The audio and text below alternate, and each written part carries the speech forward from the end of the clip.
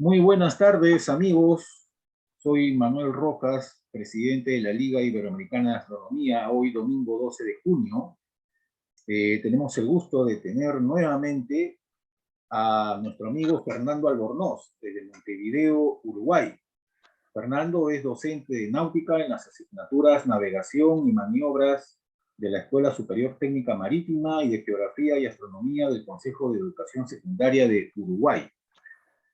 Fernando nos va a dar la interesante charla denominada Astronomía y Religión. También agradecemos, como todas las semanas, el auspicio, el apoyo de la página Rastros de Guerra de nuestro amigo Juan Carlos Flores. Adelante, Fernando, buenas noches. Bueno, muchísimas gracias por haberme invitado. Esto de mi parte es una charla un poco atípica, y te digo por qué, a ti, a todos, por qué es atípica, porque yo no tengo credenciales en religión.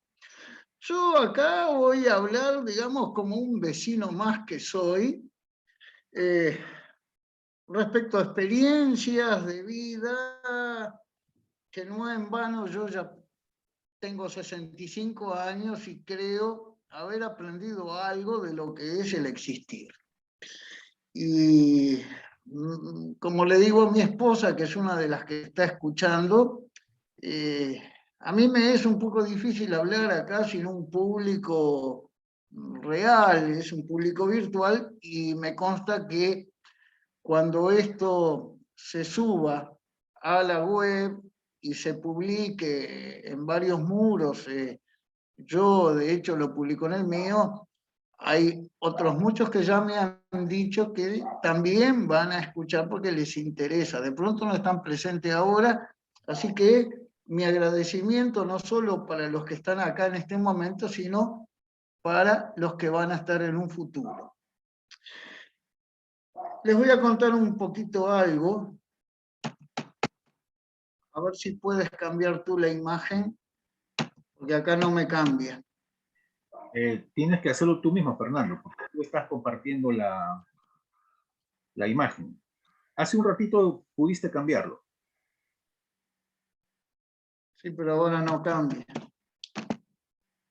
Ahora no cambia. ¿Con el botón de arriba abajo tampoco cambia? Flecha abajo, flecha arriba. No cambia. Ya. Ni con... Ah, ahí cambió. A ver. ¿Cambió? Aparentemente, sí, ahí parece que está cambiando. Ya. Bueno. A ver, ya, vamos a ordenarnos. Yo no la veo que cambie. Por favor, alguien por el chat me puede confirmar si ha cambiado la imagen a la segunda diapositiva. ¿Sí? ¿Ha cambiado a la segunda diapositiva, por favor? No cambió. Sí, sigue en la primera. No, dicen que no ha cambiado. Fernando, podemos hacer el plan B. Yo lo puedo compartir desde acá y tú me vas diciendo siguiente imagen, siguiente imagen, siguiente imagen, para que no tengamos ese problema. A ver ahora. A ver si ahora... Ahora sí cambió. Ya, recién ha cambiado. ¿Cambió? Sí. Bueno, ya, segunda imagen. Sí. Estoy en la segunda, una que dice el 306. Sí, correcto, ahora sí. Ya cambió. Bien. Voy a explicar un poco el sentido de lo que es esta imagen, ¿no? Esta imagen muestra el barrio donde yo nací, donde me crié y donde todavía de alguna manera estoy asentado. El ómnibus que yo tenía que tomar para ir a la escuela naval, que es donde yo me formé en náutica, donde me titulé como piloto de marina mercante. Y en este barrio donde yo me crié, está todavía la casa de mi tío Alejo, que fuera mi primer maestro en astronomía. Mi tío Alejo, fallecido hace ya muchos años, era de la Gran Orden de los Rosacruces, era considerado un venerable maestro, él fue quien me inició en los pasos de la astronomía, siendo yo muy niño. Desde un balcón que había en su casa, él me enseñaba las constelaciones, me hablaba de las magnitudes estelares.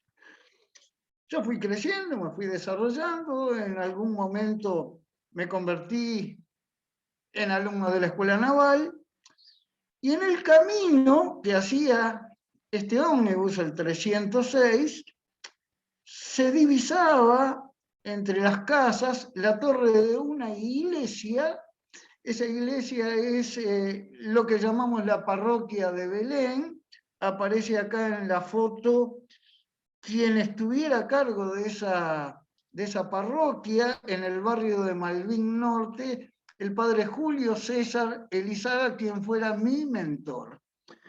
Y fue él en esta parroquia donde, digamos, me impartió las pautas sobre lo que es la religión, sobre lo que es la fe, y voy a hacer una aclaración para todos, y es lo siguiente: yo vivo en la República Oriental del Uruguay, que es un estado soberano y un estado sobre todo laico. O sea, acá el Estado no le exige a los habitantes el profesar un determinado credo, una determinada religión. Acá las personas tienen libertad de culto, y mi libertad como cristiano católico es una cosa por mí asumida. A mí tampoco me lo inculcaron mis padres. En mi proceso educativo yo fui 3 años a una institución secundaria que era católica, pero no fue por un tema de fe, no fue por un tema de religión, fue por un tema, digamos, ajeno a la charla que ahora nos lleva. Que aclaro que no es una charla doctrinal, simplemente son una colección de anécdotas que espero que a ustedes les sirva. Cambió la diapositiva, ¿verdad? Sí cambió. Cambió, Nelly. Sí Bien, cambió. gracias. Bueno, esto que están viendo ustedes es un poco la forma que yo organicé esta charla. Entenderán que es una charla bastante extensa, bastante difícil, pese a no ser doctrinal, igual tiene su complejidad, y por eso elegí este diseño de ventanas. ¿Qué significan estas ventanas? Bueno, que cada una de las cosas que yo voy a mencionar acá son dignas de ser investigadas, y cada una podría formar una charla completamente aparte. Así que yo lo que voy a sentar acá son algunos precedentes, y después cada cual investigará en el ámbito, digamos, que más le plazca. De hecho, yo lo vengo haciendo durante años, y cada vez me sorprendo más, porque siempre uno está aprendiendo. Siempre hay nuevas publicaciones, siempre hay cosas que pueden servir. Empecemos por definir primero lo que es la religión. Aparentemente el ser humano se dice que es un animal religioso, pero ¿qué significa eso? Bueno, a lo largo de nuestra existencia nos hacemos una gran cantidad de preguntas de qué es la vida, cómo se originó la vida, ¿tenemos algún propósito en el universo? Bueno, esas son cosas que nos seguiremos preguntando mientras exista una humanidad. Y esa humanidad lo que hace, que es el esfuerzo por tratar de contactarse con seres superiores, si es que creen en su existencia, y cómo ese tratar de contactarse, siguiendo un conjunto de creencias, rituales, reglas con las cuales hay que cumplir. Eso es la religión. O sea que si no hay dioses, la creencia no se puede considerar una religión. Y esas religiones, de alguna manera, sirvieron para ordenar la sociedad en épocas anteriores, aunque hay países donde aún lo religioso prima con mucha importancia, tal vez no sea acá en el Uruguay, repito, esto es un estado laico, pero no es así en el resto del mundo. Una forma de asentar bases para una sociedad era simplemente una sentencia. Aquí se vive con estas reglas porque lo dice Dios. Chao, y nadie lo discute. Por otra parte, debo aclarar que a mí muchos participantes de esta sala y miembros de la Líada y de otros grupos me asocian con la astronomía, pero yo durante muchos años también di clases de geografía y la geografía es considerada una ciencia social y en el proceso educativo yo tenía la obligación de mantener encuentros, charlas, lo que se llamaban salas docentes de coordinación con los profesores de historia, que era la otra ciencia social que compartíamos, al menos en el nivel que yo dictaba geografía, que era primer año de secundaria. Y de esos profesores de historia yo aprendí muchísimas cosas. Una de ellas era, por ejemplo, esto que se ve acá en el final de la imagen, sobre la sociedad egipcia, que si bien no tenía grandes problemas en cuanto a lo económico, y en cuanto a lo político tampoco se podía hablar mucho porque era un gobierno teocrático. Sin embargo, la parte espiritual era todo un problema, y un problema que hasta en algún momento, según me contaba la profesora Gladys Echard, que fue una de las señoras con la cual yo coordinaba, ese problema derivó en la primera huelga de la historia. Parece que los campesinos se levantaron contra el poder del faraón y le exigieron soluciones. ¿Y saben por qué? Porque según la creencia, la resurrección, lo que se llama la vida de ultratumba del antiguo Egipto, solo se lograba si se tenía un sepulcro, una tumba, ¿no? Algo que solo podían aspirar a tener los ricos, ¿no?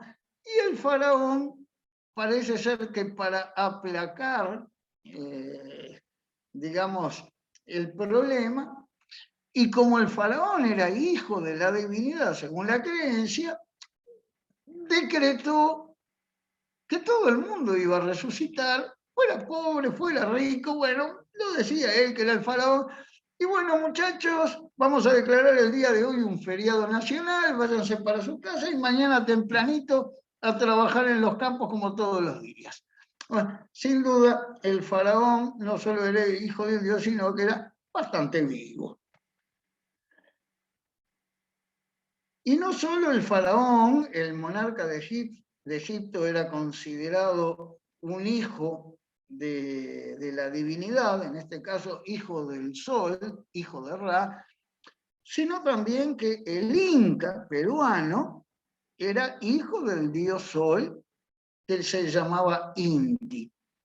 Parece, según yo estuve investigando, que en Japón el emperador japonés, lo que se llamaba el Mikado, era hijo de la diosa del sol y madre del universo, así como el emperador de China era hijo del cielo. Bueno, esto a mí me deja un mensaje, supongo que ustedes también, ¿no? el monarca, para ser obedecido, para no ser cuestionado, lo mejor es que fuera hijo de una divinidad poderosa como el sol. Y algo que me decía Gladys Echar, recuerdo, era que cuando un súbdito se presentaba ante el monarca, no lo podía mirar directamente a los ojos. ¿Y por qué no lo podía mirar directamente a los ojos? Porque pasaba una cosa, que a la larga era un ser humano, y un ser humano que sufría lo mismo que sufrimos todos. Un día andaba con dolor de muelas, otro día andaba con dolor de estómago, otro día andaba con dolor de cabeza. Y eso no era digno de una divinidad. Entonces, por lo general, la gente no lo veía, y si tenía que tener algún encuentro con él, se lo hacía inclinar. Inclusive en algunos lugares se le ponía una mochila con rocas para recordarle que no podía verlo directamente a los ojos. Ahora vamos a lo siguiente, ¿no? ¿Por qué se creía en dioses? Supongamos un hombre primitivo. Un hombre primitivo que ve caer un rayo, y ese rayo mata a una vaca. ¿Ustedes piensan que ese hombre iba a hacer toda una evaluación física de que el rayo es un flujo de electrones que fluye de más a menos siguiendo un camino conductor de iones? No, eso no. Le era para él más viable pensar que había una divinidad, un Dios, al cual él le había faltado el respeto, no le había hecho, digamos, el culto suficiente, la reverencia suficiente, y ese Dios, bueno, le había mandado un rayo para decirle: che, mirá que estás en falta conmigo.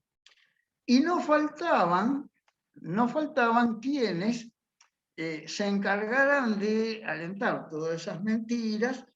Podríamos decir, eran los sacerdotes de los templos que le decían a ese hombre: mira, te conviene presentar alguna ofrenda. Con respecto a esto hay historias bastante tristes. Una de ellas, será conocida por ustedes, es la del rey Agamenón, que comandaba la flota que iba a atacar la ciudad de Troya, y que no podía zarpar de puerto porque no había viento, y que los sacerdotes le sugirieron que hiciera un sacrificio, que sacrificara a su hija Ifigenia, que tenía unos 9, 10 años, cosa que a la larga no ocurrió, porque los propios sacerdotes se encargaron de esconderla, y en su lugar sacrificaron una cierva. Y la misma Biblia habla en el libro del profeta Daniel de cómo este judío, que tenía muy buena relación con el monarca de Babilonia, le hizo ver que en realidad los sacerdotes lo estaban engañando. Pero el resto del cuento lo pueden leer ustedes.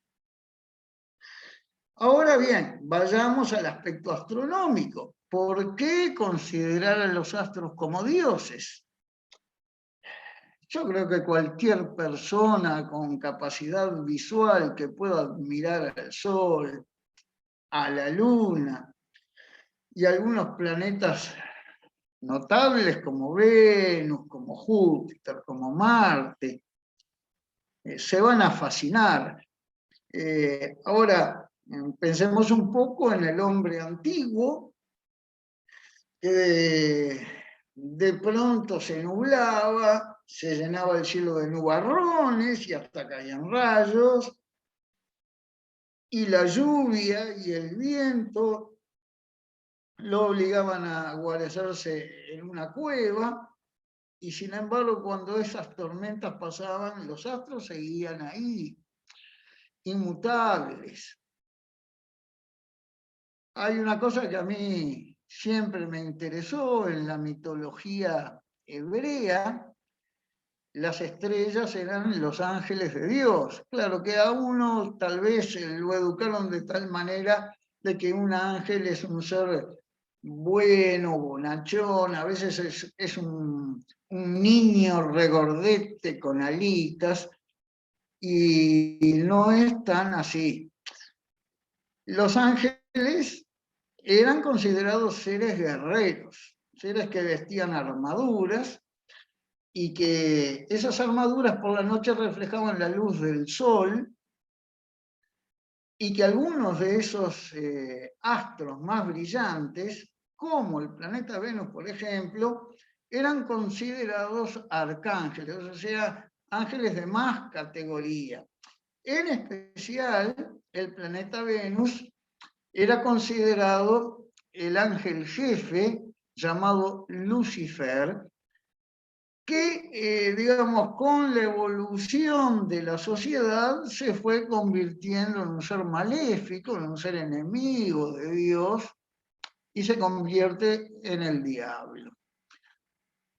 También cuando se veía, por ejemplo, un meteorito, una estrella fugaz, eso se pensaba que era un ángel que había sido expulsado del cielo por alguna falta que había cometido, y esas tormentas llenas de truenos, se creía que era que los ángeles estaban movilizando sus carros de combate. Evidentemente, esto era una mitología de los hebreos muy primitivo, porque luego todo esto se abandonó ante el avance del conocimiento griego, que fue absorbido por todos los pueblos de la época y del lugar. Ahora, ¿cómo eran esos dioses? Los dioses de la antigüedad, aunque parezca mentira, en general eran seres nefastos. Tenían un aspecto en líneas muy mayores antropomórfico, pero eran destructivos, como el caso de Huracán, el dios maya. El término huracán significa el pie o la pierna. Había dioses que exigían sacrificios humanos, como el dios Moloch, al cual había que alimentarlo con niños que eran arrojados al fuego de las fauces del dios, verdaderas atrocidades, ¿no?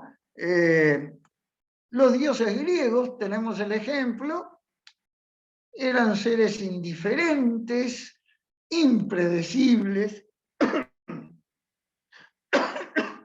eran vengativos. Unos muy pocos se consideran dioses benefactores, como el caso del Sol. Y tenemos algunos casos bastante peculiares. Los dioses de la Mesopotamia eran todos maléficos. La creencia era que cuando el ser humano fallecía, se iba a un lugar de tormento, y por eso en Babilonia la gente vivía, digamos, lo mejor posible, porque sabía que después de la muerte no había remedio, no había felicidad.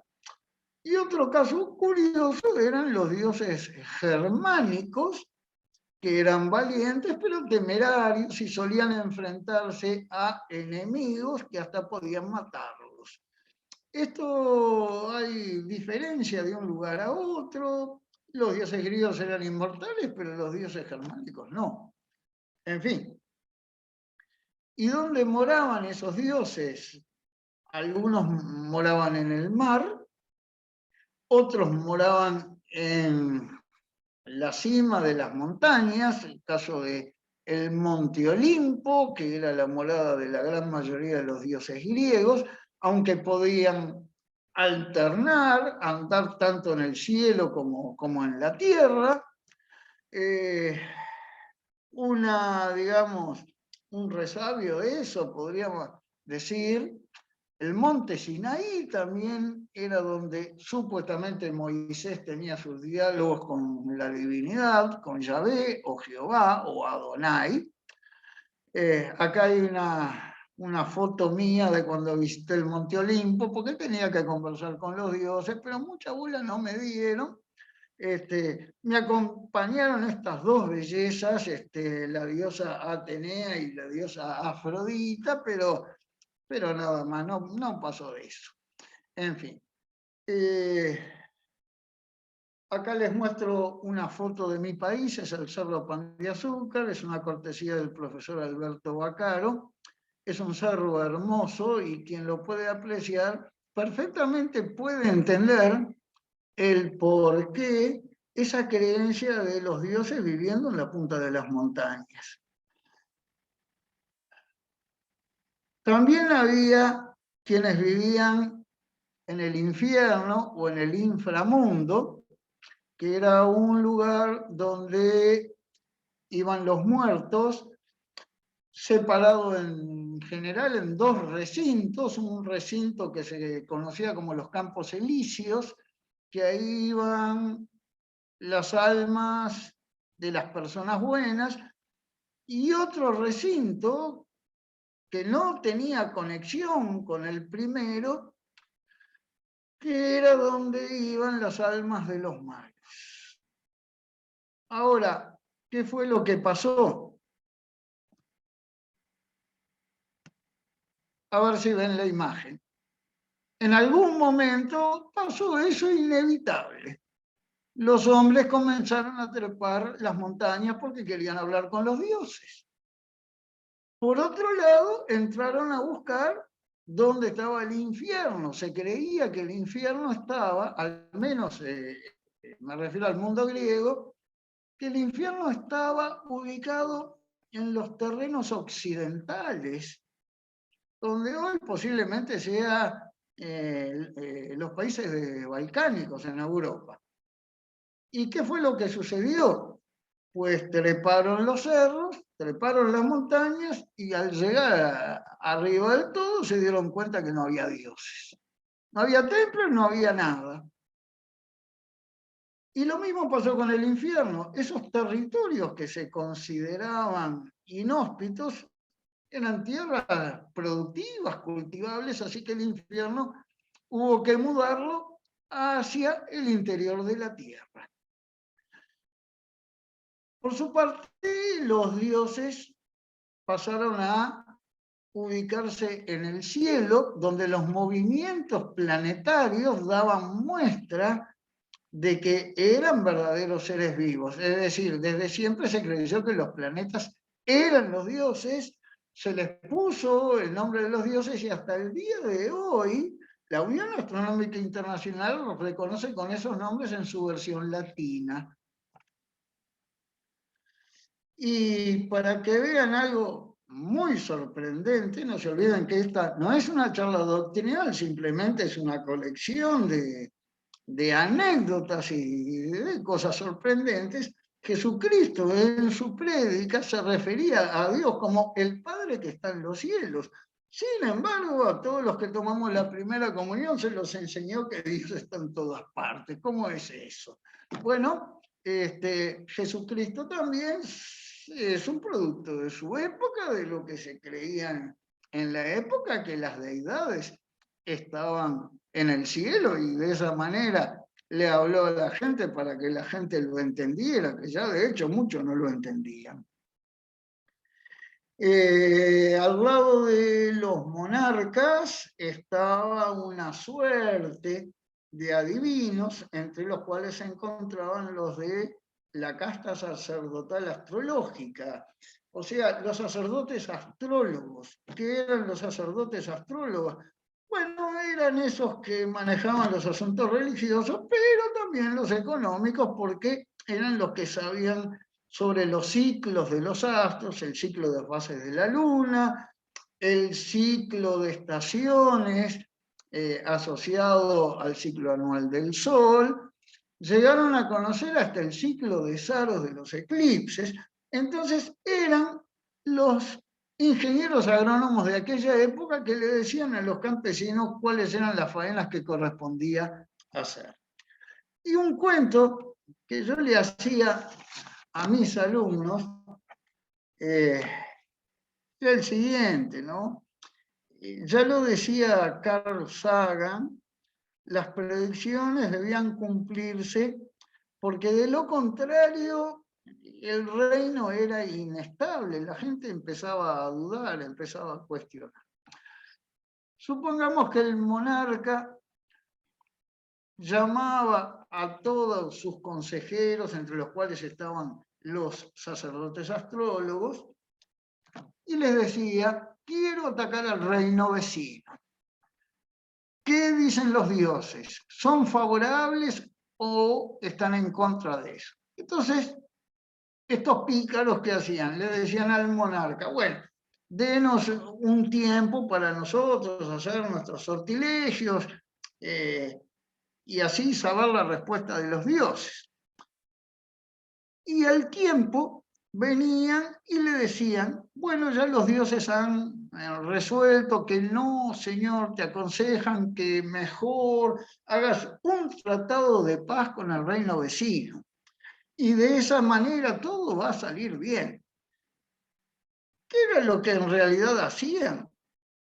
Bueno, que habían mandado un espía al reino vecino a entrevistarse con los sacerdotes astrólogos del reino vecino, que eran tan mentirosos como estos. Y ese espía volvía con la información de que el ejército rival tenía algo así como 20.000 infantes, 10.000 soldados de a caballo, unos cuantos aviones de la Segunda Guerra Mundial que todavía podían bombardear, tanques de guerra y hasta misiles Scud de la última guerra del Golfo, y con eso, digamos, resolvían aconsejar al monarca de que mejor mandar emisarios de paz. Era todo así, ya la red de espionaje que se manejaba por aquella época era formidable. Dicen que el mayor centro de espionaje que hubo en la Europa mediterránea estaba ubicado en la isla de Delfos, donde en el templo de Apolo los sacerdotes aconsejaban a quienes iban a consultar al dios. Pero ¿qué pasa? Miren acá qué curioso. Esos sacerdotes astrólogos que se veían maravillados y que trataban de entender los movimientos de los astros y que se veían desconcertados por los movimientos, los vaivenes planetarios, no tanto los movimientos del Sol y la Luna, que eran más predecibles, pero los movimientos de los planetas los tenían enloquecidos. Y durante años o siglos los estuvieron estudiando y vieron que también eran predecibles. Al menos los astrónomos mayas ya conocían los ciclos del planeta Venus, ese ciclo de 8 años donde Venus pasa por delante del disco del Sol. Así que tiene que haberse producido una bifurcación, aunque no sabemos cuándo, entre lo que es astrología y astronomía. La astrología es hoy una superstición. Se podría dar toda una charla sobre astrología y todo lo que hay en contra de ella. Y la astronomía, que es una ciencia, es un saber racional. En fin, esto es así. Hoy tenemos astrónomos.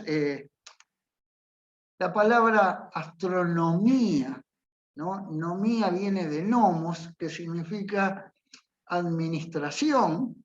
O sea que un astrónomo como que es aquel que administra. ¿Pero qué administra? Principalmente administra los movimientos que tienen los astros. Cuando hablamos de astronomía, que es algo diferente a la astrofísica, aunque a veces metemos todo en la misma bolsa, la astronomía es el estudio principalmente de los ciclos de los astros. Esa astronomía, desde siempre como que chocó con la religión. Un caso lo tenemos acá en la Biblia, en el libro del Génesis, cuando el autor establece que el Sol y la Luna fueron creados recién al cuarto día. Al cuarto día recién se creó el Sol y la Luna, y como regentes del calendario. Esto se hizo así a propósito para desmentir el hecho que fueran seres divinos como lo creían los pueblos vecinos. Pero no fue ese el único intento. Hubo un intento tal vez un poco hasta más académico, no sé cómo llamarlo. Lo menciona el doctor Pablo da Silveira, que es actualmente el ministro de Cultura del Uruguay, en su obra Historia de Filósofos, cuando, a posterior de esa terrible, esa brutal guerra que hubo entre Atenas y Esparta, en la cual a Atenas le tocó perder y feo, porque los espartanos eran guerreros, ¿no? La juventud ateniense reclamó a las autoridades que se dejaran de pavadas con eso de que el sol era un dios, que la luna era una diosa, etcétera, etcétera, y que les contaran la verdad. Parece ser que la autoridad griega reaccionó de muy mala manera, amenazando no solo con censura, sino con encarcelamientos y otro tipo de castigos hasta llegar a la pena de muerte. Y en eso cayeron algunos líderes, como Anaxágoras, que tuvo que exiliarse, y Sócrates, que fue acusado de corromper a la juventud, pero que aparentemente no tenía nada que ver con ese reclamo, pero bueno, cayó porque tenía enemigos. Parece ser que Aristóteles fue mucho, mucho más prudente al respecto, pero de todas maneras, digamos, hubo ese intento de que, bueno, en fin, de que los astros y los dioses no necesariamente eran la misma cosa. Sin embargo, esos astros hasta el día de hoy que han servido para fijar las fiestas religiosas, esas fiestas religiosas, más que nada lo que marcan son eventos agronómicos, como ser la fiesta de las semanas o el Shavuot judío, que los cristianos le llamaron Pentecostés, pero es la misma fiesta, que se produce unos 50, es decir, ocurre 50 días después de la Pascua, en la zafra de la siega del trigo, ¿no? El Sukkot, que es otra zafra que es la que indica cuándo recolectar los primeros frutos de otoño. El Año Nuevo Judío, el Rosh Hashanah, que está asociado con el inicio del otoño del hemisferio norte, o sea que estas fiestas en realidad fueron creadas para que el campesino recordara lo que tenía que hacer y se las adornó con una cantidad, digamos, de eventos laterales, como que en Shavuot Dios entrega la ley a Moisés, el Sukkot es la fiesta que indica que los israelitas están vagando por el desierto, y sin duda algo que nosotros festejamos bastante es la fecha de la Pascua, que la Pascua es una festividad otoñal, acá al menos en el hemisferio sur, pero que en el norte, donde fue instaurada por los pueblos semitas del desierto, indica el comienzo de la primavera. Sí, sí, sí. Yo ya sé lo que me van a decir. No. La luna ya sé que no marca estaciones, las fechas de las estaciones las determinan las posiciones del sol, es así. Pero los pueblos del desierto usaban calendarios lunares porque le fue más fácil así medir el tiempo, y esta fecha de Pascua lo que marca es lo que dice acá, la cosecha de la cebada y los nacimientos de los primeros corderos. Tiene una asociación con la huida de los hebreos del faraón Ramsés II, en lo que se llama el libro del Éxodo del Antiguo Testamento, y en el Nuevo Testamento tiene otra asociación que es la pasión, la muerte y la resurrección de Jesucristo. La Pascua cristiana se fija con una regla que fue dada en el Concilio de Nicea en el año 325 bajo el papado de Silvestre I. Es una fecha que depende de la fase de la luna. Y a partir de la fijación del domingo de Pascua, domingo de resurrección, en el cristianismo me refiero, se fijan otras fechas que son todas fechas móviles, porque nosotros no usamos un calendario lunar, usamos un calendario solar. Entonces, bueno, en un calendario solar todas las fechas que fije la luna van a cambiar al año siguiente y al otro y al otro. Y hay algunas curiosidades pascuales. Por ejemplo, cuando dicen que Moisés y el pueblo hebreo cruzó el Mar Rojo, bueno, hay que ver un poco lo que es la geografía del Mar Rojo para ver que eso no fue posible. Pero lo dejo acá, eso es otro tema. Algo imposible también fue el hecho de que se produjera un eclipse de sol, como algunas películas lo muestran, en el momento de la crucifixión de Jesucristo, que fue en la época pascual, y la época pascual se fija según la luna llena, y si hay luna llena no puede haber un eclipse de sol, pese a que el Evangelio de Lucas dice que se eclipsó el sol. Pero bueno, ¿qué quiso decir Lucas? ¿Habló de un eclipse astronómico o simplemente fueron nubes que taparon al sol? Desde el punto de vista de la astronomía, evidentemente no sucedió.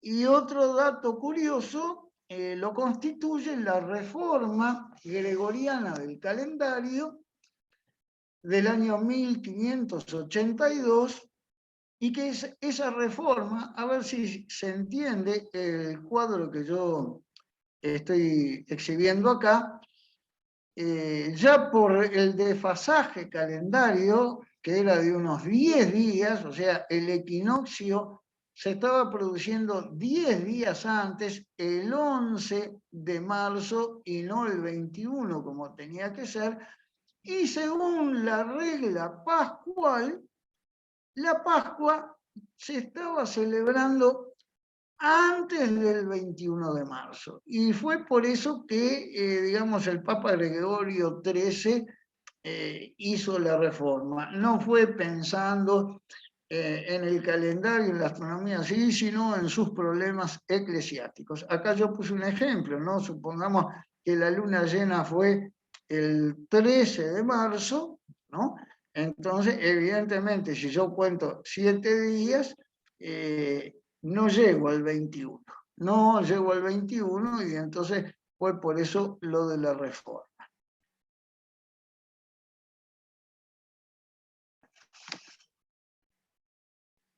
Las religiones no solo tienen fechas móviles, es decir, las fechas móviles son de pueblos como India, China, los pueblos del desierto semíticos, los árabes, los hebreos, evidentemente. Aquí tenemos la Navidad, que es una fecha que se festeja de manera fija todos los años, el 25 de diciembre, es una fecha donde se cree nacieron líderes religiosos trascendentes, ¿no? El 25 de diciembre, asignado a Jesucristo, fue en el año 350 por el Papa Julio I, pero cuidado, cuidado, que la Iglesia en ningún momento pretendió engañar a la gente. Se hizo a sabiendas de que la fecha del nacimiento de Jesucristo no se conoce. Y como curiosidades de esa fecha navideña, ¿qué es lo que sucede? Hubo un monje llamado Dionisio, apodado el Pequeño o el Exiguo, al cual le fue encargado determinar el año del nacimiento de Jesús. ¿Qué pasa? En el cristianismo, el tiempo se contaba según la llamada era dioclesiana. El año 1 correspondía a la coronación de dicho emperador Diocleciano, y ese emperador no se caracterizó por ser amistoso con los cristianos, así que se decidió cambiar. Y el Papa Juan I le encarga a este monje que calcule cuándo fue que nació Jesucristo, pero el monje parece que se equivocó de varias maneras. Una de ellas es que no hizo figurar un año cero, y la otra es que le erró al cálculo, y entonces Jesucristo podría haber nacido entre los años 4 y 7 antes de Cristo. ¿Qué se habla del nacimiento? Que parece ser que el niño Jesús fue visitado por unos personajes denominados los magos de Oriente. Esto también es una historia muy controversial. El Papa Benedicto XVI, que lo vemos en esta imagen, nos recordaba en uno de sus escritos que esos magos de Oriente eran astrónomos. Los astrónomos fueron de los primeros en rendir homenaje al niño Jesús. Y siguieron una misteriosa estrella, y de esa estrella se han escrito muchas cosas, y que puede haber sido una supernova, y que puede haber sido una conjunción de planetas, como decía Kepler. Y hay quienes, los analistas de la Biblia, entienden de que simplemente fue un recurso literario. Pero digamos que el cristianismo no es la única religión o no es la única corriente religiosa con sus múltiples denominaciones que hay en el mundo. También lo es el Islam, es una religión un poco más moderna. El Islam aparentemente ha sido más benevolente, más abierto en cuanto a la investigación, pero también hay sus cosas. Yo actualmente estoy leyendo el Corán, muy despacito lo estoy leyendo, que es más o menos como la Biblia, más sencillo tal vez. Hay algo en la religión islámica y es la oración. La oración debe hacerse según la Qibla. La Qibla es la dirección a la Meca. La Meca es esa ciudad donde se encuentra la Kaaba, que la Kaaba es este templo, y dicen que en este templo hay una roca donde ahí tenía algo que ver el patriarca Abraham, que es un patriarca común entre árabes y judíos.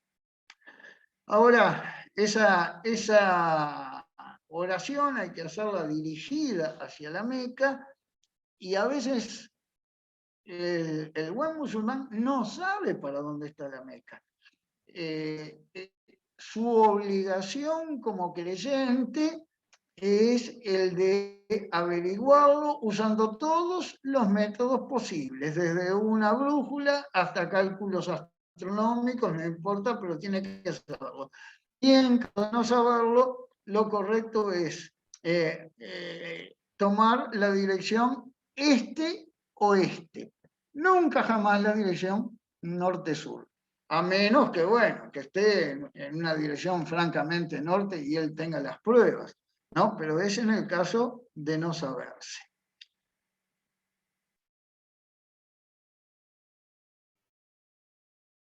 Bueno, pasamos ahora a este cuadro, que es el de la evolución de los modelos cosmológicos. ¿Qué pasa? Nosotros tenemos una edad antigua, que es lo que se trató hasta ahora. Luego pasamos a una edad media y después a lo que sería ya el Renacimiento y posteriormente a la edad contemporánea. Los sistemas que había en la edad antigua, todos eran geocéntricos, ¿no?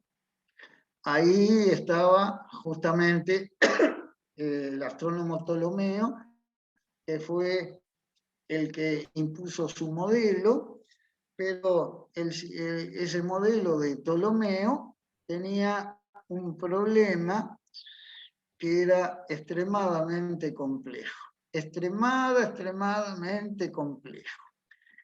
No era el único modelo que había, estaba también el modelo de Aristóteles, muy anterior, el de las esferas planetarias, había el de Pitágoras, en fin.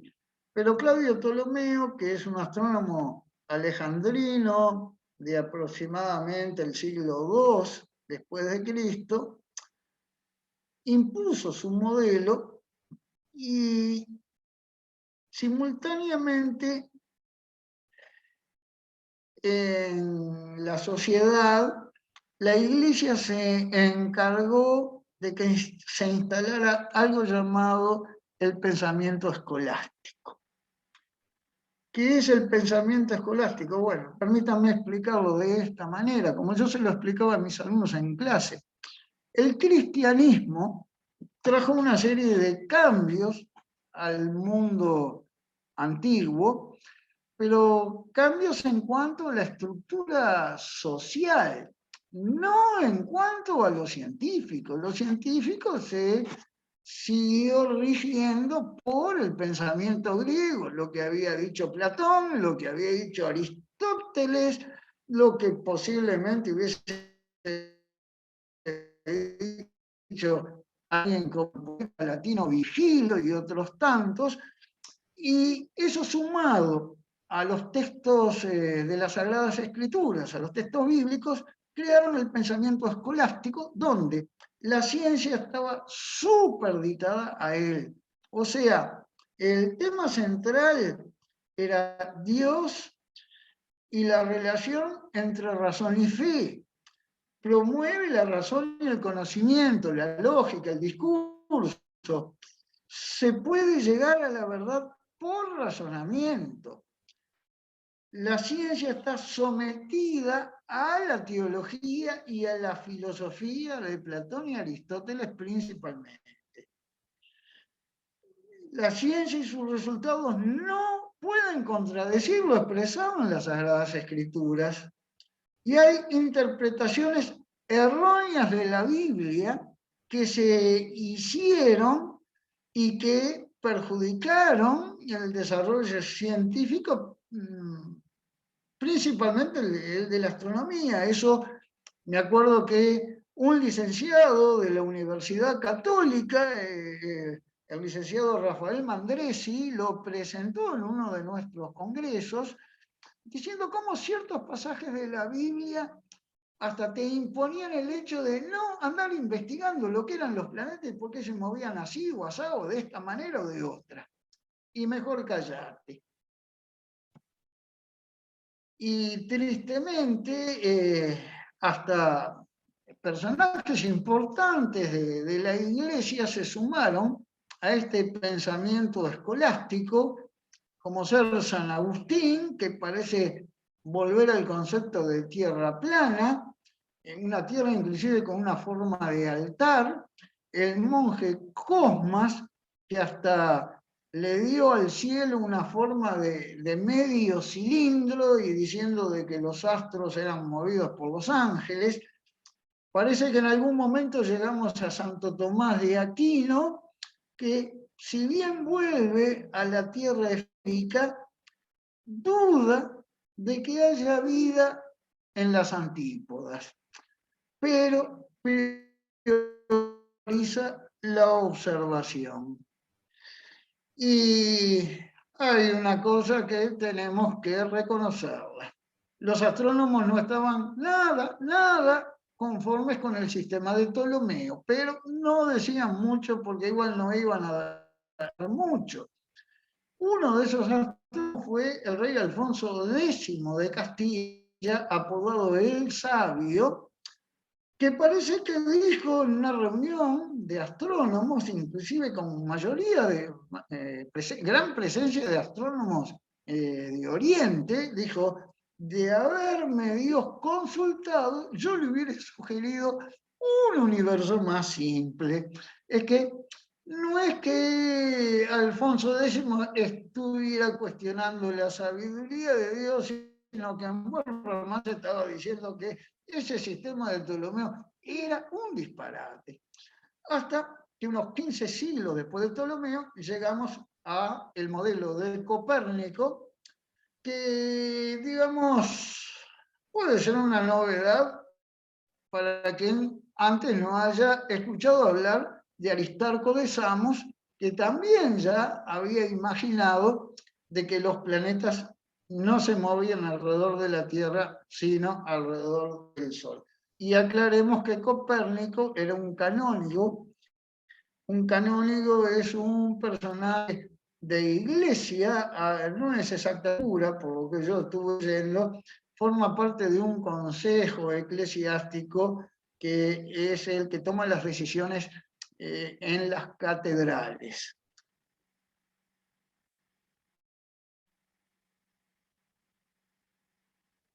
Bueno, pero el modelo de Copérnico no fue el único.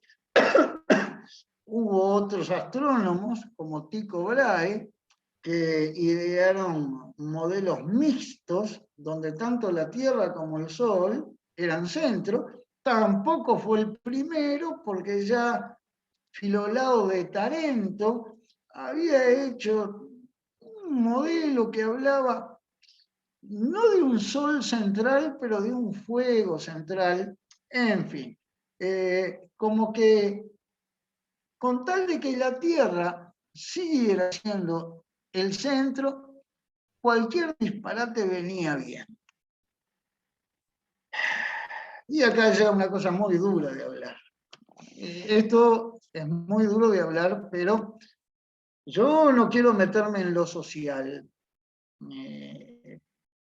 La Iglesia cometió sus grandes barbaridades, grandes barbaridades, y no sabemos en algunos casos por qué, y en otros las cosas se desdibujan. Por ejemplo, tenemos el caso Hipatia, que fue brutalmente asesinada por una turba de cristianos, pero yo de todo lo que leí, de todo lo que he leído y sigo leyendo, porque no me quedo con una sola información, siempre hubo intereses políticos atrás, ¿no? Pasa con el caso de Giordano Bruno. Yo he leído que, porque a Giordano Bruno lo quemaron por sus ideas astronómicas. No, perdónenme, pero no fue así. Giordano Bruno era una persona que se buscó los líos, pero lógico, todo sumaba. Es decir, cuando era declarado una persona enemiga, se le buscaban todas las contras. De todas maneras, fue terrible lo que hicieron por él. Terrible. Lo tuvieron 8 años preso y lo terminaron quemando vivo. El caso Galileo Galilei es mucho más controvertido aún, y eso podría, digamos, prestarse completamente aparte, porque, como dice mi amigo Jorge Coglan, del Observatorio CODE, Santa Fe de la Veracruz, el tema Galileo y el proceso Galileo es el caballito de batalla que usan los ateos para darle por la cabeza a la Iglesia Católica. Es así. Pero, si bien se habla de las tropelías de la Santa Inquisición, poco a poco se habla de cómo eran estos personajes. Estos personajes no eran bebés de pecho, no eran lactantes, eran gente muy, muy, muy difícil. Tanto Giordano Bruno como Galileo. Desconozco, lo confieso, el caso Hipatia, del cual hay muy poca información, pero Giordano Bruno se ganó enemigos desde muy, muy, muy jovencito. A los 18 años ya era extremadamente contestatario. Y Galileo dicen que, bueno, en fin, tenía un gran, gran complejo de superioridad que lo llevó a enfrentarse con la Iglesia y a enfrentarse todavía de mala manera, todavía de mala manera. Y eso que tenía muchos dentro de la Iglesia que lo apoyaban, porque él mismo, Galileo, había colaborado muchísimo en la formación de la Academia de Lince, que era una academia patrocinada por la Iglesia, que ya vamos a hablar. Acá tenemos otro personaje llamado Johannes Kepler, y podríamos hablar del primer intento de racionalizar a Dios, el primer intento, porque Kepler descubre algo que otros astrónomos, entre ellos Galileo, no aceptan, y es las formas elípticas de las órbitas. Kepler era también, como Galileo, creyente en Dios, lo único que no era católico era protestante. Y como protestante que era, sufrió persecuciones, y hay algo que a mí siempre me llamó la atención. La tercera ley de Kepler se llama la ley armónica o ley de los períodos, y fue hecha, digamos, como una especie de oración a la divinidad, porque su fe protestante lo llevaba a ver a Dios como un ser de armonía, y él decía, la creación de Dios es una creación de armonía. Y la descubrió, creo que le llevó unos 10 años descubrir esta relación que está acá, que es esta cuenta, que es el semieje mayor de la órbita elíptica, al cubo, dividido el cuadrado del período que tarda el planeta en recorrer la órbita, es un valor constante para cada planeta. Es un valor constante, y a través de esta relación se ha podido establecer a qué distancia están los planetas, si se conocen los períodos, o al revés, si se conoce la distancia, cuánto tarda ese planeta en dar una vuelta alrededor del Sol. ¿Qué pasó? En primer lugar, la Iglesia procede con cautela. Algunos sectores de la misma se muestran reacios ante las nuevas realidades astronómicas, y eso se mantiene inclusive mucho tiempo después de muerto Galileo. Hipatia, ya dijimos, fue asesinada, lo mismo Giordano Bruno. El caso de Galileo es bastante curioso porque, a diferencia de otros, no fue condenado a morir, sino a una prisión domiciliaria. No hay que olvidar que Galileo era amigo personal del Papa Urbano VIII. No se le prohibió, digamos, el seguir trabajando y el seguir investigando, y Y Kepler, aparte de esas persecuciones por protestante, también padece de una dolencia, que es que su madre es acusada de brujería. A él le lleva mucho tiempo recuperar a su mamá, y la señora parece que muere poco tiempo después. En fin, es toda una época. Hay algo que yo quiero dejar aclarado, y es que cuando yo iba a la escuela, me acuerdo que yo era un niño, sería cuarto año de escuela, la maestra un día nos dio una clase y decía que mientras Ptolomeo pensaba que el sol se movía alrededor de la Tierra, Copérnico decía lo contrario, que era la Tierra que se movía alrededor del sol.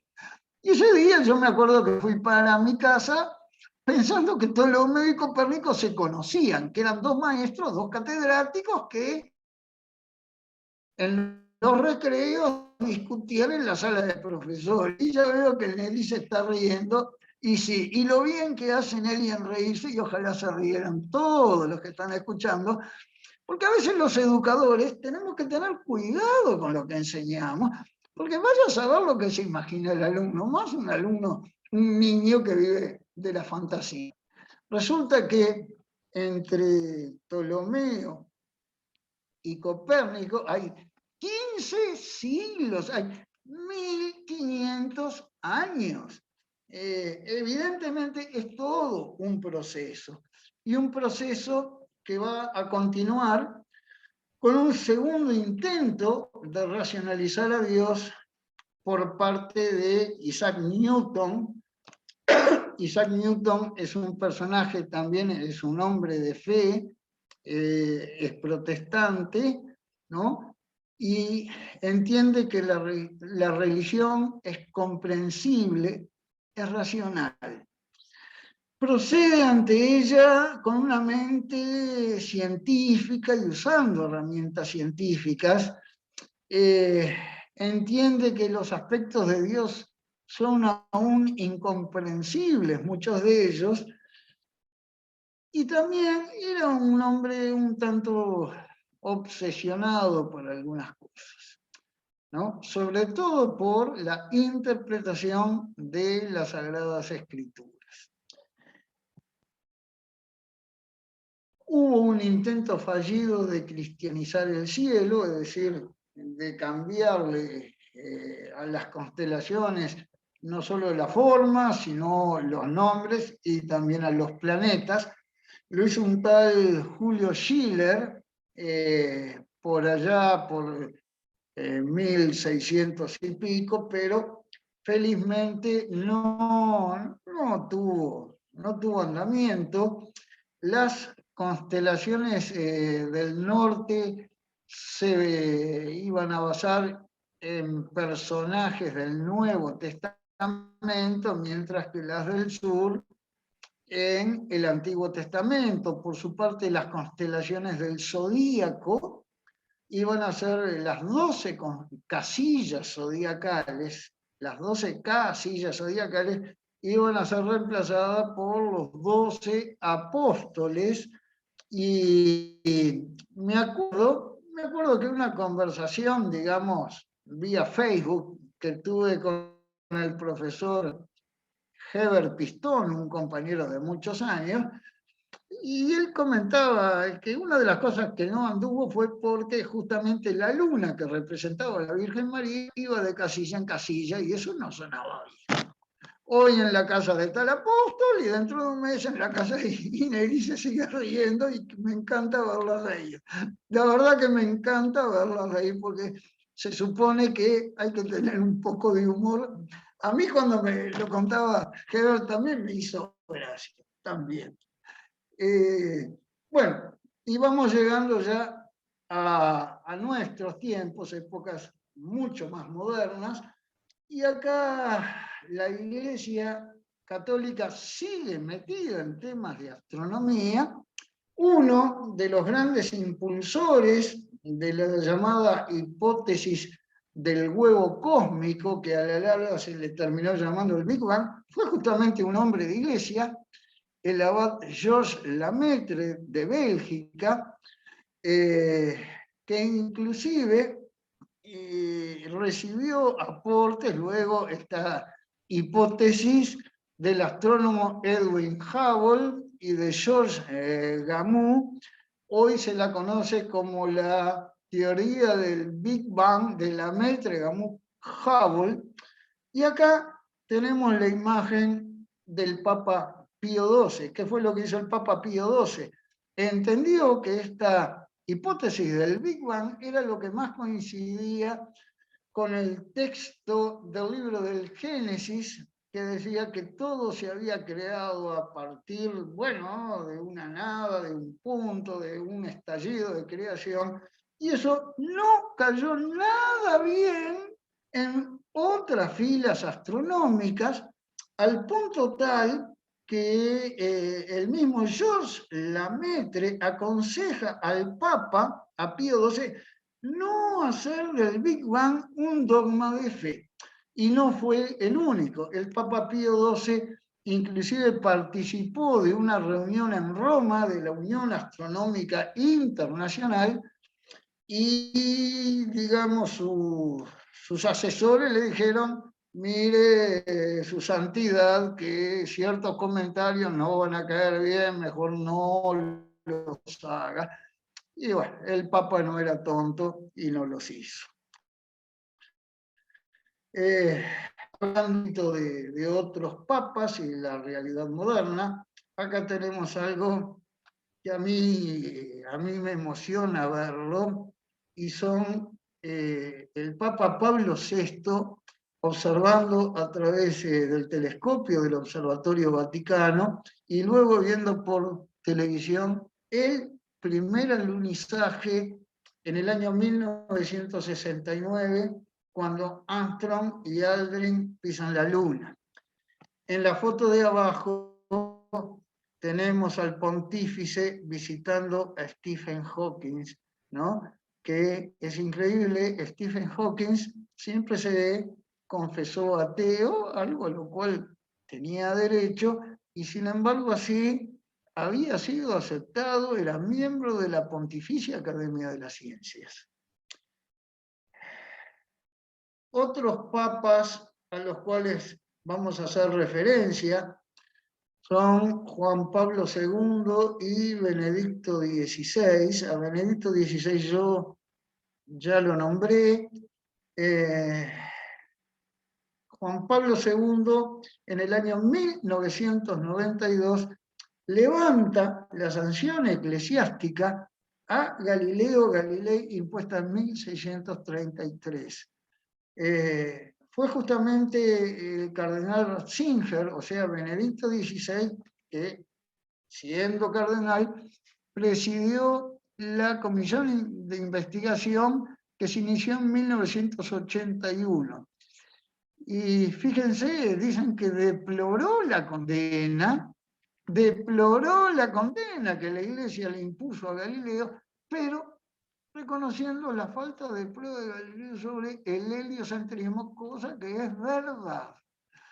Yo me acuerdo de haber discutido con mi colega Fernando Gómez, profesor de astronomía, efectivo en la educación secundaria, y me acuerdo que mi tocayo Fernando Gómez decía: Galileo, cuando descubrió que Venus se movía alrededor del Sol, imaginó que todos los demás también se movían, pero no tenía pruebas. La única prueba que tenía era de Venus.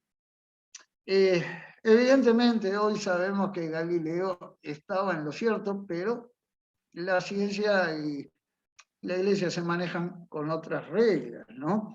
Los trabajos de Galileo igual ya habían sido rehabilitados muchos años antes por otro papa, que era Benedicto XIV.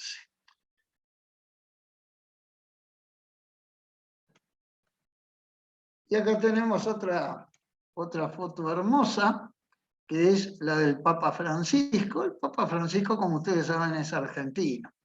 Y al ser argentino, bueno, nosotros los uruguayos, como que no lo vemos como un personaje tan allá, tan lejano, tan en un altar, porque es como nosotros, toma mate, le gusta el fútbol, es un papa muy humano, y nos da un mensaje que es elocuente. Dice, Dios no es un mago, no tiene una varita mágica, hay que considerar que el Big Bang es algo real, ¿no? Maneja la idea de que la ciencia es un complemento necesario de las razones para poder entender a la divinidad. Y esto a mí me recuerda una frase de Einstein. Habrán notado que durante toda esta charla yo a Einstein no lo nombré, pero ahora sí lo voy a hacer. Einstein era de origen judío, había sido educado en un colegio católico, y sin embargo él era ateo. Y yo siempre reivindico el derecho de la gente a ser atea. Y decía así, o al menos esta frase se le atribuye a Einstein, dice que la ciencia sin religión es renga y la religión sin ciencia es hueca. O sea, una religión que no atiende a lo científico no tiene sentido, no tiene sentido. Y si la ciencia se olvida de la religión, como que también le falta un punto de apoyo importante. Pasa que las personas tenemos necesidades. La ciencia ha resuelto una gran cantidad de problemas de la humanidad, pero no todos. No todos. Hay cosas que la ciencia no puede hacer mucho. Y por eso los seres humanos recurrimos a la religión. Y hay quienes me han dicho, no, lo que pasa es que lo que hacen eso es porque son flojos. Y bueno, yo le digo, lo que pasa es que no todos somos fuertes como tú. Algunos no lo somos y necesitamos de un apoyo. Y bueno, hay que tratar un poco de entender las necesidades de la población. Para ir un poquito terminando, ya termino, ya no los aburro más con esta cháchara, que hoy van a soñar conmigo. Creer, creer que la Iglesia Católica está en contra del avance científico, bueno, pero eso es una burrada máxima, máxima. Ya en el año 1603 se había fundado por parte del príncipe Federico Secchi y el Papa Clemente VIII, la llamada Academia del Lince, que después fue refundada Pontificia Academia de los Nuevos Linces. Y ya mencioné que el propio Galileo Galilei era integrante de la primera de la Academia del Lince. Nuevamente, en 1936, recibe una nueva refundación y se pasa a llamar Pontificia Academia de las Ciencias, en 1936 por el Papa Pío XI.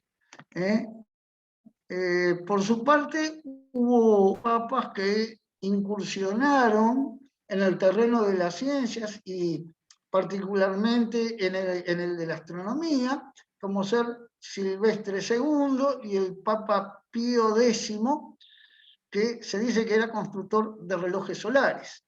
Aparte de eso, el Vaticano tiene su propio observatorio que originalmente estaba en la ciudad de Roma. Cuando fuera fundado estaba en la ciudad de Roma, se llamaba la Torre de los Vientos y fue construida por el propio Gregorio XIII, el que hizo la reforma calendaria, y se le da el nombre final, digamos, a fines del siglo XIX por el Papa León XIII. Ese observatorio vaticano, con el tiempo hubo que mudarlo para una zona de cielos más oscuros, como ser la zona de la residencia papal de Castel Gandolfo, donde se encuentra actualmente, pero allí también llegó la polución lumínica hasta que la parte, digamos, técnica del observatorio fue mudada para el desierto de Arizona. El desierto de Arizona, digamos, la Universidad de Arizona forma Monte Graham, asociado a la Universidad de Arizona. Ahí es donde está el edificio, digamos, donde se hacen los estudios técnicos. Bueno, acá estamos llegando al final. Acá muestro 4 fotitos y después los dejo vivir en paz. Esta es una foto muy elocuente. Son 4 monjas italianas que durante décadas se dedicaron a clasificar las estrellas, ¿no? Personajes famosos como el padre Angelo Secchi, que hizo una clasificación de estrellas también, el padre Luis Rodés, que estuvo durante muchísimos años sacando datos sobre la luna y sus movimientos, y el padre José Gabriel Funes, con el cual tuve el gusto y el honor de entablar una pequeña charlita, porque vino por acá, por Montevideo, estuvo en la Universidad Católica dando una conferencia, y ahí nos enteramos un poco de las verdades del Observatorio Vaticano, que, reitero, es uno de los más activos del mundo y está en manos de la Iglesia. Para aquellos que dicen que la Iglesia Católica está en contra del desarrollo científico, no, macana, no es así, no es así. Si ellos lo quieren seguir creyendo, que lo sigan creyendo, porque en este mundo hay libertad, pero por favor, hay otras realidades, es cuestión de incursionar, de investigar, y por eso al principio yo mostré todo esto con ventanas y dije, cada una de las cosas que yo voy a hablar se puede profundizar en ella, y aquí queda mi charla. Muchas gracias por haberla escuchado. Muchas gracias, Fernando. Bueno, vamos acá a las preguntas, a ver, y a los comentarios, a ver. Vamos a ordenarnos. Pueden dejar sus preguntas en el chat, vamos a leer los comentarios que hay en el chat, y también hay una opción para levantar la mano. Tienen que levantar la mano y se les activa el micrófono automáticamente. A ver, vamos a ver. Jorge Colan ha levantado la mano. Jorge, activa tu audio, por favor. Hola, Jorge, ¿te escuchamos? Sí, perfectamente. Muy buena charla. Felicitaciones, estimado Fernando, como siempre, muy didáctico todo. Quiero hacer una sola acotación, que por ahí no son tanto los propios ateos, de los cuales me incluyo, que estigmatizan a Galileo. He visto muchas veces relatos de propios cristianos y creyentes o de católicos mismos, que son ellos los que dicen también de que Galileo fue perseguido y que fue lastimado y encerrado, y una historia que ha sido tergiversada, no tanto... Se fue la voz.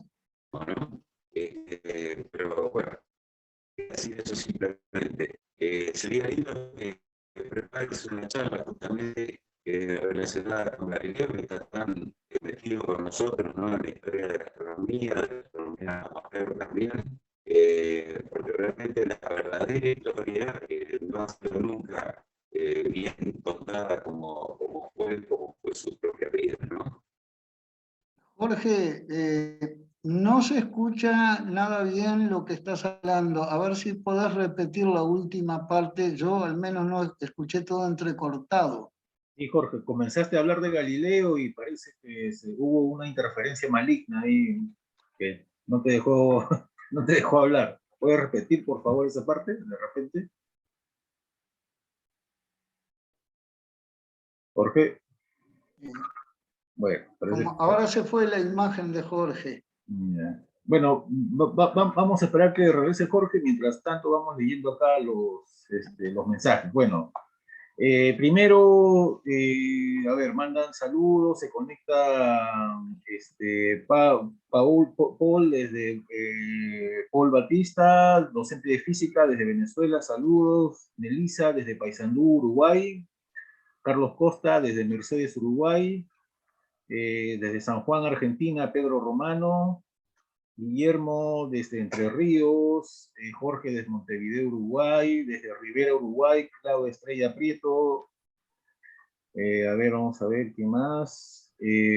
Alan Carciente, acá deja un comentario. Era sobre la primera parte de la charla. Hace una semana fue el Chabot, ¿así se dice? No sé, Chabot. Sukkot es en septiembre y Rosh Hashanah también en septiembre. Sukkot, fiestas de las cabañas y travesía por el desierto. Y acá también dice, el Islam de la Edad Media era muy avanzado. Hoy en día es anacrónico y retrógrado como todas las religiones. Bueno, ¿algún comentario, Fernando? ¿Están viendo la diapositiva? ¿Estás viendo? Sí, de las fiestas religiosas, sí, se ve. Sí, es lo que dice el oyente. Shavuot es la llamada fiesta de las semanas, y eso es 50 días después de la Pascua. 50 días después de la Pascua. Los cristianos le llamamos a esa fiesta Pentecostés, pero es lo mismo, ¿no? Y el Sukkot es una fiesta de otoño que sí, es, digamos, a fines de septiembre, principios de octubre, tiene que ser porque es cuando se produce el otoño en el hemisferio norte. El Rosh Hashanah, que es el Año Nuevo Judío, de alguna manera está relacionado con ese inicio, y es cuando la luna, tengo entendido que hay una regla, yo todas las reglas de las fiestas no las conozco, pero el Año Nuevo Judío está asociado al segundo o tercer día de edad de la luna después de la fase nueva. Ahí es cuando se celebra. Y las fiestas judías son de varios días, ¿no? Y comienzan siempre a la puesta del sol. ¿Ah? No sé si sirvió la aclaración. Sí. Bueno, a ver, pasemos también. Hay otro comentario de profesor Paul Baptista. Dice, muchos de los que realizaron avances y aportaciones a las... Estoy tratando de enchufar acá la laptop que se me baja la batería de un momento.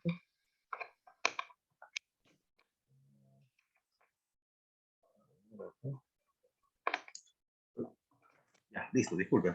Bueno, a ver, dice profesor Paul Batista, dice, muchos de los que realizaron avances y aportaciones a las matemáticas, como al-Khwarizmi y otros, pertenecían al Islam, ¿sí? Alan Carciente dice, en la Edad Media los nombres de las estrellas están en árabe, y el álgebra es árabe, la alquimia también. La astronomía y el calendario surge en Babilonia, y ese calendario lunisolar es usado por el judaísmo. Calendario islámico es lunar. Y también dice, Galileo estuvo muy cerca de la hoguera y se salvó a última hora. Sí, algo así había leído, ¿no? Newton fue muy estudioso de la Biblia. Sí, Paul Baptista dice, por lo que observo, las persecuciones realizadas a estos grandes científicos por parte de los poderes civiles y eclesiásticos de estas épocas eran también en parte por cuestiones políticas más que religiosas. Y por aquí también la expresión Big Bang no tiene por qué ser un término burlesco, literalmente significa gran explosión. ¿Algún comentario hasta allí, Fernando? ¿O seguimos leyendo? Bueno, mira, en primer lugar, vamos a empezar por lo último. El término Big Bang fue una humorada del astrónomo británico Fred Hoyle, porque no era el nombre que se le había dado. El nombre original parece es la del átomo primigenio o huevo cósmico. Inclusive yo en un lugar leí algo que es interesantísimo. Tampoco fue un gran estallido. Si el universo estaba concentrado en un punto, no puede haber sido un gran estallido. Era un estallido muy chiquito. Pero, ya te digo, fue una humorada.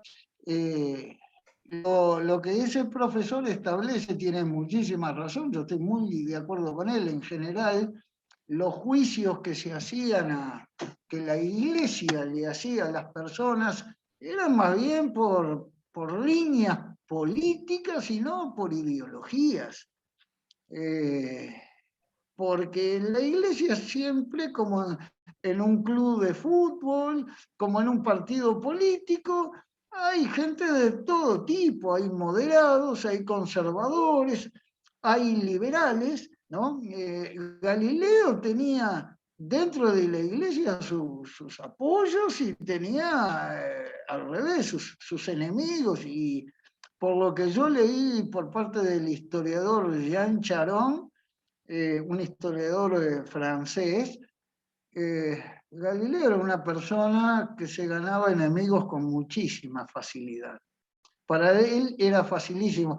Es más, hasta se hacían eventos científicos y a él no lo invitaban. Y no lo invitaban porque nadie lo soportaba. Porque era un individuo, ¿no?, que tenía malos procederes, como, aunque nos duela reconocerlo, igual que Newton. Newton dice que era muy inteligente, que era un sabio, pero como persona dejaba muchísimo que desear. Cuentan bueno, que estos personajes eran rechazados y lo difícil era justamente poder derrotarlos en una discusión porque eran difíciles. ¿Qué le pasó a Galileo?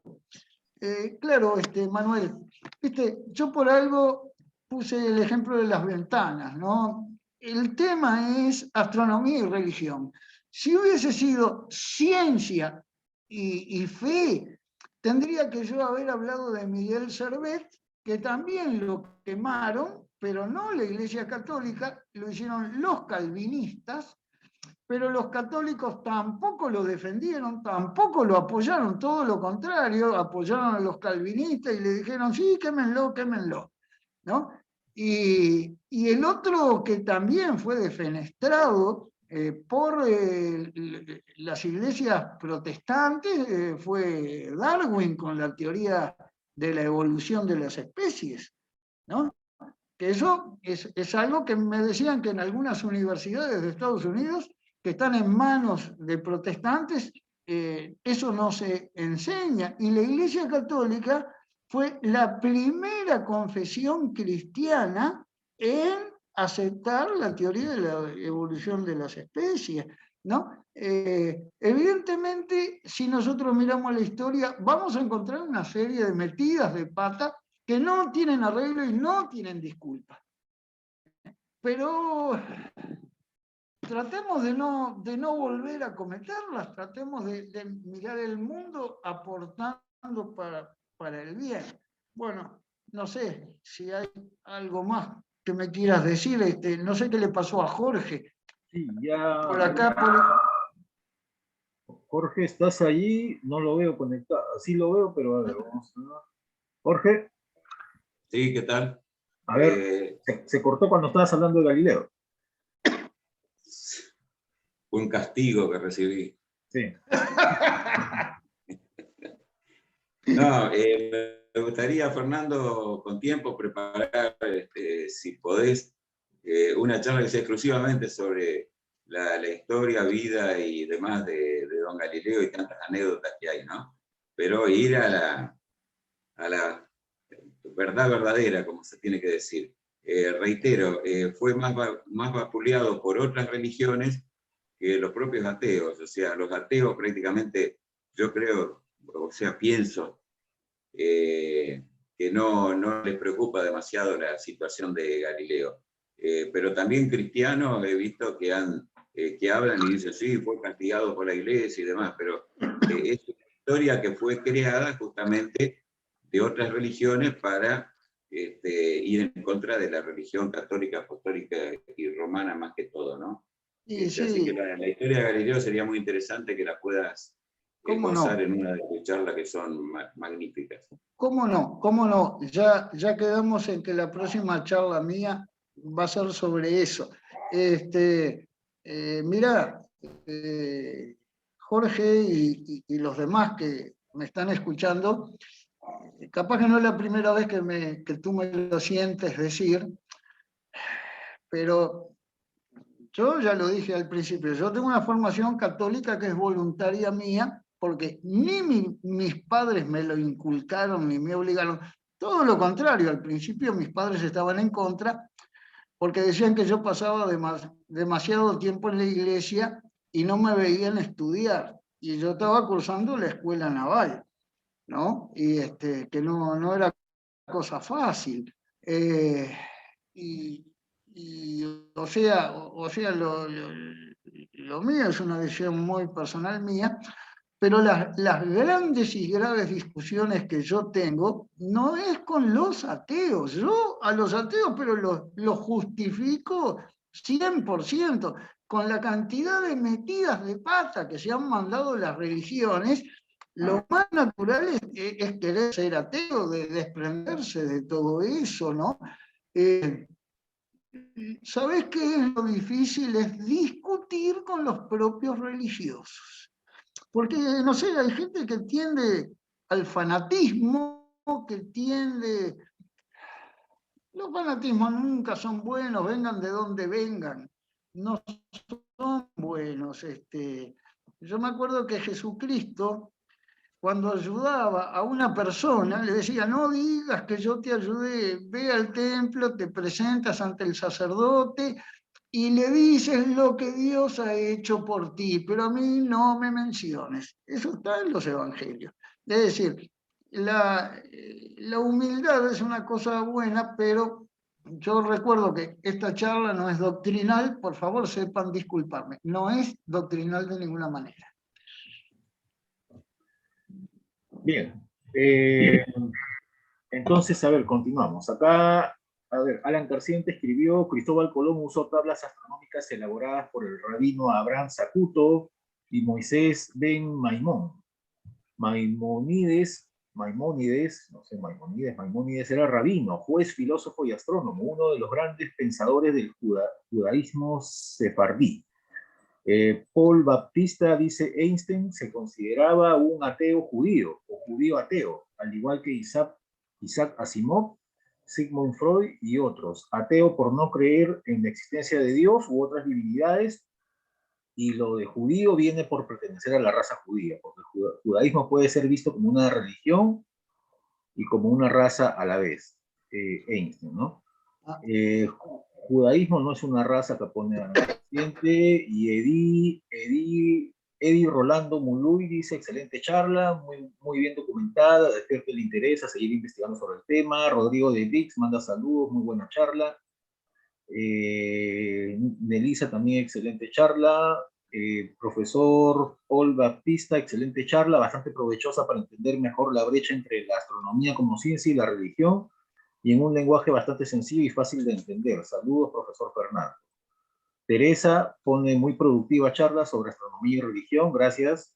Pedro Romano, la ciencia ha servido para purificar a la religión de múltiples errores y supersticiones, mientras la religión a su vez a purificar la ciencia de la idolatría, de las ideologías materialistas y reduccionistas que se vuelven contra la dignidad del hombre.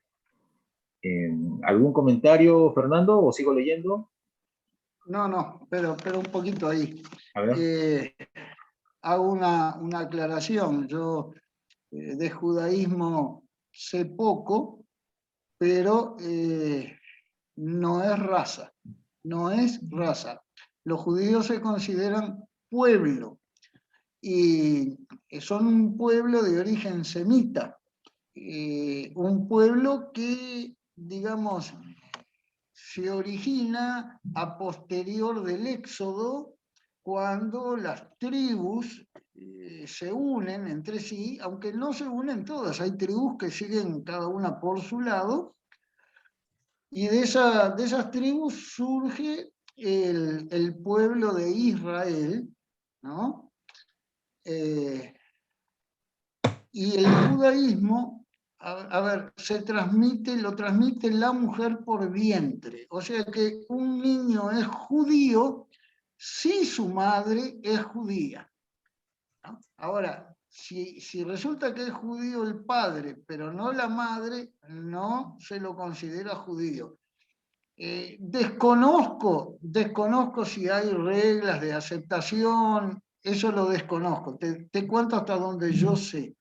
Y hay una cosa que a mí siempre me llamó la atención del pueblo judío, y es como siendo un pueblo ahí en un lugar tan pequeñito del mundo y tan agresivo, porque yo que estuve por ahí, no exactamente en Israel, pero estuve en los países vecinos, y te puedo asegurar que el paisaje de desierto de esa zona es de lo más agresivo.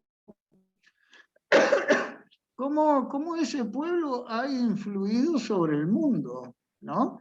Y no solo en el aspecto religioso, también en el aspecto científico, la cantidad de premios Nobel que hay de científicos de origen judío. Entonces, cuando Einstein, Freud y alguien más se declara judío ateo, sí, yo lo entiendo perfectamente, porque los judíos nunca fueron, digamos, muy religiosos. Es increíble, pero nunca fueron muy religiosos. No todos los judíos, digamos, son practicantes de su culto, no todos siguen sus credos, y es más, ya en épocas de Jesucristo se hablaba de grupos que entre ellos eran irreconciliables, como los fariseos con los saduceos y con una secta llamada de los esenios que estaba al margen de todo y eran ellos y no le daban bola a los demás. No sé si tienes algo más para mí. Sí, a ver, continuamos. A ver, bueno, Alan pone el primer día del mes Tishrei en luna nueva y dura, año nuevo ocurre en luna nueva, al anochecer. El primer día del mes Tishrei en luna nueva y dura 2 días. También se llama día del juicio y del recuerdo. Los meses del calendario judío e islámico comienzan en luna nueva. Norma Méndez, muy interesante la charla, gracias. Profesor Paul Bautista, muchas gracias por aclararme lo del judaísmo como pueblo y no como raza. Profesor Fernando, perdone mi ignorancia en esta parte, pero para eso estamos acá. Gracias para rectificar y aprender. Pedro Romano, no hay que mezclar las cosas. Para las ciencias aplico el método científico y las leyes que lo rigen, mientras en la religión, en mi caso cristiano católico, leo la Biblia, recurro a los sacramentos, etc. Son dos campos distintos, no hay contradicción entre ciencia y fe. Y esos son todos los mensajes que hay allí. Bien. Bueno, sí, ese último, mirá, Manuel, Sí. ese último mensaje que leíste tiene mucho de verdad, tiene mucha razón ese señor. A mí un amigo me dijo, Fernando, yo no puedo entender cómo tú, siendo un hombre de ciencias, habiendo enseñado astronomía tantos años, tienes una creencia religiosa. Y yo le dije, no es difícil de entender. Le digo, yo como hombre de ciencias trato de que la gente sea racional. Y como hombre de fe trato de que la gente sea buenas personas. Le digo, y una cosa no es incompatible con la otra. La verdadera religión es simplemente ser una buena persona, nada más. Todo lo demás son adornos y adornos que justamente es lo que desdibuja a veces. Pero lo importante es eso, proceder bien. Como decía San Agustín, nos quejamos porque los tiempos son malos, pero si nosotros fuéramos buenos, también los tiempos lo serían. Bien.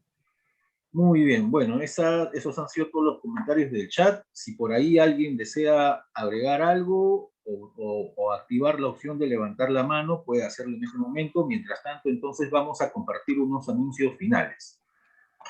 Voy a cortar lo que estás compartiendo, o lo puedes cortar tú, Fernando, por favor, para poder subir acá algunas cosas. O lo hago yo desde acá, a ver, más rápido, creo. ¿Sí? ¿Se ve mi pantalla? Sí, Ya, a ver, sí, sí. vamos a ordenar. Bueno, hoy día se me ha borrado todo el archivo, pero vamos a tratar de hacerlo, hacerlo bien.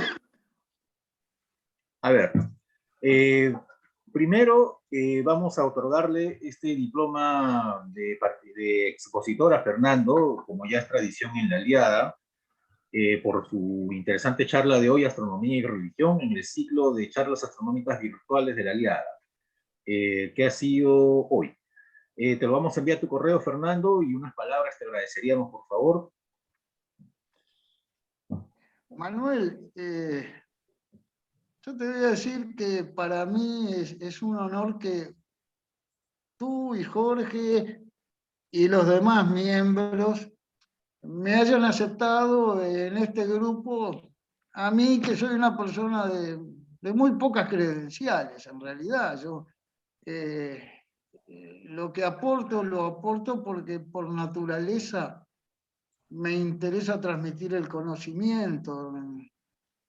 Una vez más, muchas gracias y yo quedo a las órdenes. Ahí Jorge me hizo una propuesta que yo la acepto. Voy a empezar a trabajar en ella y cuando esté lista les aviso. Bien, muchas gracias.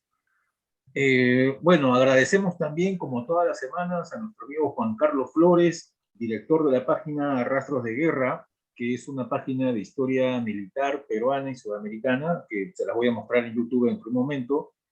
Y quienes deseen también un certificado de participación en esta charla, escriban por favor al correo charlas.liada@gmail.com. Ya casi nos hemos puesto al día con los diplomas, solamente con los certificados, solamente faltan los de la charla pasada, el domingo pasado, pero los anteriores ya los acabo de entregar hoy día. Si desean un certificado de esta charla de asistencia, por favor escriban a charlas.liada@gmail.com indicando su nombre. Y esta charla llega siempre gracias al trabajo del equipo de Charlas Liada, compuesto por el profesor Jorge Coulan y este servidor Manuel Rojas. Vamos a mostrar acá algunas cosas también. A ver, vamos a ponernos al día, a ver unos avisos. Bueno, esta es la página Rastros de Guerra, de nuestro amigo Juan Carlos en YouTube. Están invitados a visitarla, a entrar a sus videos, ponerle un me gusta, suscribirse también. Para apoyar este interesante proyecto histórico de nuestro amigo y bueno, por supuesto para que nos siga prestando pues su Zoom que lo usamos toda la semana. Y esta charla va a ser subida dentro de unas horas a la página, al canal Liada TV de YouTube, así que ahí búsquenla, la van a encontrar y ahí están todas las charlas pasadas también para que las puedan ver, ¿no? Ya estamos en el tercer año del ciclo de charlas Liada, así que hay bastante material allí guardado. Bueno, la Aliada tiene varias publicaciones, está su revista Universo, ahí ustedes pueden, bueno, entrar a la web de la revista Universo y descargar los números anteriores, estamos por el número 66, ahí están los anteriores también, están los requisitos para poder publicar en la revista Universo. Si tienen sus fotos del último eclipse lunar, mándenlas, se las vamos a publicar. Y no solamente estamos publicando la revista Universo, también la Aliada, a través de sus secciones, de esta sección de estrellas variables que trabaja en conjunto con el CODE, también publica un boletín de estrellas variables. Así que también están invitados ahí a descargarlo gratuitamente desde la web de la sección Estrellas Variables del CODE y de la Aliada. Y también tenemos un anuncio acá. Ya. Está disponible acá en la web de la sección lunar de la Aliada, que es aliada de la Sociedad Lunar Argentina, el boletín El Mensajero de la Luna número 27. Bueno, están los anteriores también. ¿Y qué hay en el número 27? Bueno, podrán encontrar las secciones de siempre, Galería Lunar, con las últimas imágenes de nuestros miembros, imágenes lunares de nuestros miembros, Crónicas Lunares, en la que recordamos la película Countdown. Bueno, yo no hablo mucho inglés, así que no sé cómo se diga, ahí está. En selenología también haremos un paseo por los alrededores de Reiner Gamma, el gran remolino lunar. Actividades, traducciones de artículos con el lanzamiento del proyecto Cuencas y Cráteres Enterrados, un proyecto de la sección lunar por el doctor Anthony Hood. Y en Luna de Papel, poesías de nuestro amigo Jairo Chávez y de Charles Baudelaire. Muy interesante, el número 27 de la revista de la sección lunar. A ver, ¿qué más? Y la próxima semana tenemos en nuestro ciclo de charlas la presencia de nuestro amigo Isbel González, desde New Jersey, Estados Unidos, que nos va a dar la interesante charla Introducción a la Astrofotografía. Isbel es un amigo cubano que vive en Estados Unidos y él tiene un canal en YouTube con bastantes trucos, técnicas ahí sobre astrofotografía, se los recomiendo. Bueno, lo van a conocer el próximo domingo que esté aquí presente. Isbel es miembro de la Amateur Astronomer INC y la Sociedad Astronómica de New Jersey, licenciado en Ingeniería Industrial en Cuba, máster en Geología Ambiental, fue presidente de la RIAC y el Grupo Grafías de Cuba, y trabaja actualmente como profesor de química en New Jersey, Estados Unidos. Bueno, la próxima semana lo vamos a conocer. A ver qué hago acá. Dejo de compartir.